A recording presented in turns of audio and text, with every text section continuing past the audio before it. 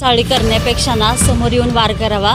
आज बाहींच्या बदनाम करायचं त्यांच्याकडे कारणच नाही, फक्त एकच कारण भेटते ती म्हणजे जात। आज आपल्या आणि बाही एवढं चांगलं वंशजामध्ये आज एक हिंदू मुस्लिम मावळा आहे, हे लोकांना पाहवत नाही। शिवाजी महाराजांचा मावळा सुद्धा हा मुस्लिमच होता।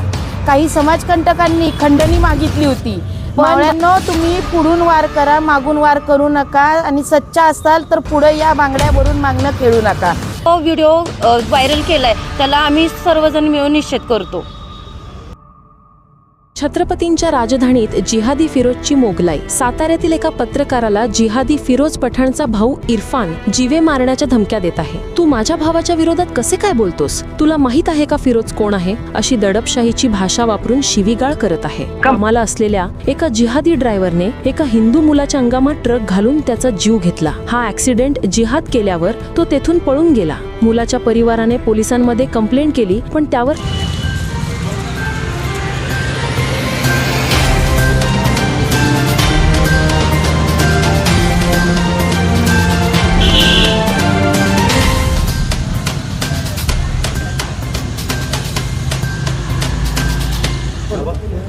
आज आम्ही प्रभाग क्रमांक 17 मधून विलासपूर गोळीबार मैदान इथून सर्व पुरुष वर्ग आणि महिला वर्ग कमी वेळामध्ये मला वाटतं 100-150 जण आम्ही एकत्र आलो आहे।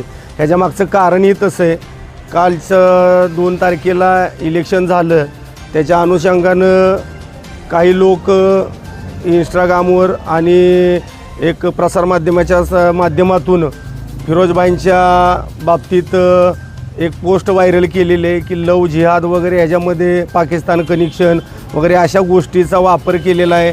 परत ते सांगितलं जातं आहे की गाडी त्यांची झाली आहे, ट्रक आला आणि त्यांनी मुलगा उडवला त्यांच्याच कार्यकर्त्याने। पण आम्ही आत्ता साहेबांना भेटून आलो, साहेबांनी सांगितलं मी तो कोरेगावमधला ट्रक आहे, त्याचा याचा काही संबंध नाही। म्हणजे जे काय चाललं आहे ते फक्त दोन्ही जाती तेढ निर्माण करण्याचा हा एक प्रकार आहे। आणि आता गेले 25 वर्ष आम्ही बाहींच्या सहवासात आहे। विलासपूर गोळीबार मैदानामधून ते एक प्रतिनिधित्व करत होते आत्ता, आणि आत्ता नुकत्याच झालेल्या इलेक्शनमध्ये ते उभे राहिले होते। तर त्याच्या माध्यमातून जर तुम्ही त्यांना जर असं काहीतरी गोष्टी बोलून कुठं तर समाजामध्ये तेढ निर्माण करायचा प्रयत्न चाललेला असेल तर ह्याच्या संदर्भात आम्ही 100% निषेध व्यक्त करतो। आणि 100% आमच्या गोळीबार मैदान विलासपूरमधल्या सर्व महिला माता भगिनी आणि पुरुष मंडळी सर्वजण आम्ही आत्ता लगेच इथं आलो आहे। याच्यावर तातडीनं कारवाई झाली पाहिजे। जो कोणी हा प्रकार करतोय, जो सोशल मीडियाला क्लिप बनवल्या जातात, आत्तापर्यंत ही एक दुसरी क्लिप, दुसरे तिसरे, पण 10 क्लिपा अर्धा क्लिपा ह्या 15 दिवसामध्ये इलेक्शन आलं की चालू झाल्या। तुम्ही जर करायचे तर बाबा बाई कुठलं काम करत नाहीत, मतभेद बाबा चला इलेक्शनच्या माध्यमातून दावे प्रतिदावे होत असतात की बाबा ह्या कामाच्या माध्यमातून त्या कामाच्या माध्यमातून या गोष्टी ठीक आहे, पण तुम्ही आज जातीय तेढ निर्माण कशासाठी करताय? आज आम्ही गेले 25 वर्ष आज त्यांना असं ओळखतोय। आज दोन्ही महाराजांच्या शाहू, आज आपली ही राजधानी आहे, छत्रपतींची गादी आहे आपली सातारा मध्ये, तुम्ही हे जातीयवाद निर्माण करायचा हा तुमचा प्रयत्न चाललेला आहे। तर याच्यावर कुठंतरी निर्बंध घातला पाहिजे आणि कठोर कारवाई यांच्यावर झाली पाहिजे, एवढंच आमच्या गोळीबार विलासपूरच्या वतीनं सांगणं आहे। चाळी करण्यापेक्षा ना समोर येऊन वार करावा, मला तर असं वाटते। कारण आज बाहींच्या बदनाम करायचं त्यांच्याकडे कारणच नाही, फक्त एकच कारण भेटते ती म्हणजे जात। आणि बाही एवढं चांगलं मराठी बोलतात की ते मराठी माणसाला सुद्धा चांगलं बोलता येणार नाही, एवढं चांगलं ते बोलतात, कामं पण सगळी करतात। आणि जेव्हा चांगलं त्यांचं व्हायरल करा की वाईटच व्हायरल, आणि ते आहे का खरं वाईट व्हायरल करायसारखं? जेव्हा कोरोना काळ आला तेव्हा कुठं गेलेली जात, तेव्हा त्याच माणसाने सगळ्यांना जपलं ना। तर अशा आज माझ्या नावानेच मी उद्या गुन्हा दाखल करणार आहे, मनीष आवळे म्हणून, की ज्या माणसाने पोस्ट व्हायरल केली त्याच्या नावाचा बी गुन्हा मी दाखल करणार आहे, आणि ज्यांनी ही बनवली त्याच्या पण नावाचा गुन्हा दाखल करणार आहे। आत्ता येऊ घातलेल्या 2025च्या नगरपालिका निवडणुकीमध्ये आपले वॉर्ड क्रमांक 17मधले फिरोजबाई पठाण आणि पूनम निकम ह्या उभ्या राहिल्या होत्या. मतदारसंघ हा सातारा जिल्ह्यातला तसा फार मोठा आहे आणि सगळ्या जिल्ह्याचं लक्ष ह्या सातारा जिल्ह्यातलं लक्ष सगळं विलासपूरकडे आहे. आणि आमचे फिरोजबाई म्हणजे हे गेले 20 ते 25 वर्ष झाले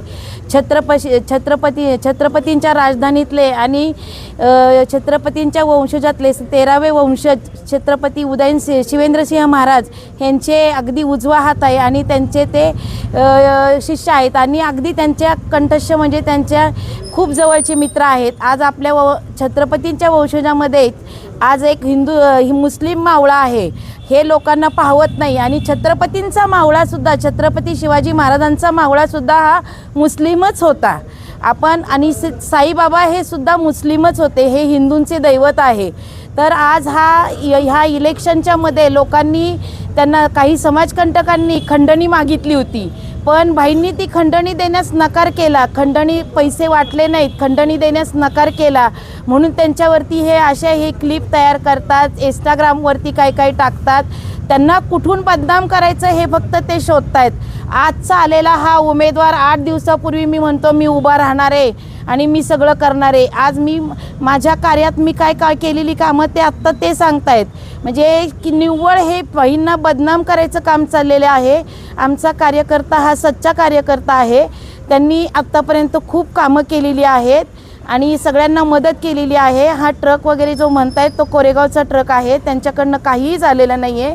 मावळ्यांनो, तुम्ही पुढून वार करा, मागून वार करू नका आणि सच्चा असाल तर पुढं या बांगड्यावरून मागणं खेळू नका. मला एकच सांगायचं आहे, आम्ही सच्चा मर्द असेल तर त्यांनी पुढं येऊन खेळावं, मागणं वार करू नये. आणि भाईंसाठी आम्ही निषेध व्यक्त करू. अख्खा विलासपूर उद्या 11 वाजता इथं उभा राहीन. आमचा गुन्हा नोंद झाला नाही तर त्याच्या पुढं सगळं पोलीस डिपार्टमेंटनी सांभाळावं ही मला नम्र विनंती.